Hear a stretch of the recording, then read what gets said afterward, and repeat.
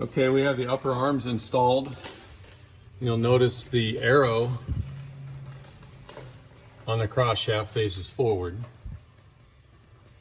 That is so that we can make sure they are located properly, because we have moved the upper arm back. You see the offset in relationship to the mounting bolts. We've moved the upper arm back. That adds positive caster. We have the sway bar mounted. You notice on the factory chassis that sway bar is offset, the bracket, okay? We're gonna favor the back of the car with that bracket. So the long side toward the front. You mount the sway bar before the lower control arms. That way it's easier to fish it up in there. And we have the other side mounted as well. Next will be the lower control arms. I'm gonna show you pictures of that. Stay tuned. Okay, back on our install.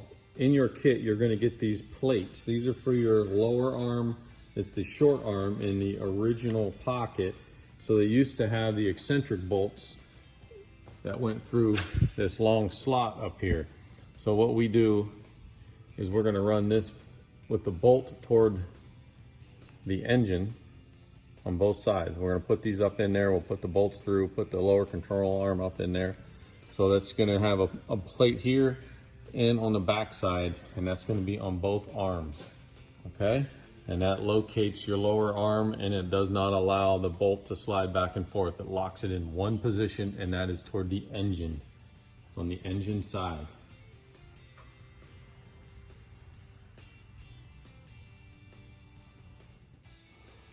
Okay, we have the arms installed. Just to recap, we have the center of the bolt for our lockout plate closest to the engine. A little secret, if you're putting this together by yourself or even with a friend, it's a little easier to lengthen this adjustment right here to give yourself some swing opportunity to get everything to line up. Once you got all the bolts in, then you can bring this back together. You can tighten this back up and bring it back to that dimension that you need. So you'd be running this back up to center line of the bolt to the back end of the jam nut, which is right at the entrance of the tube. And we want to go about 4 3/4 to 4 1/2. We have the back one set at 4 1/2. And again, that's just to kind of get you close. And you want to have both sides set the same.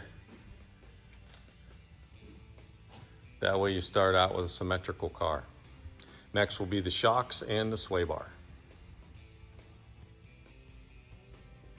Viking double adjustable coilover install. This is one of the shocks that we're putting on this nice 66 Nova here. We've already put together the T-bar. So you slide the bearing into the lower part of the shock, put the T-bar in, put your snap rings on, and we want to show here, you remember you're going to need your spring cup. It's going to go on top of the spring. It's going to fit right on top of there. All right. And something I want to talk to you guys about and show you is when you bolt this up through, your shock tower is already mounted to your car. Your stem might come through offset in that hole. You can see that there. With the pressure on the lower control arm and the spring sitting on the bottom part of the shock, this is sitting up in the body. Sometimes you need to rotate this upper cup in its pocket. That way this, you can see how that shaft will just be dictated one side or the other, or right perfectly in the center. You want that to be right in the center, because if it gets to be off center and you start going down the road, it's going to sound like a little squeaky mouse. It's going to squeak. Every little movement's going to squeak. So rotate this top cup and spring to make sure everything comes right through the center. A lot of the cars have this little tab that sticks up through the body, and that's to locate that. Most cases you can rotate that. This little tab will go up through the hole.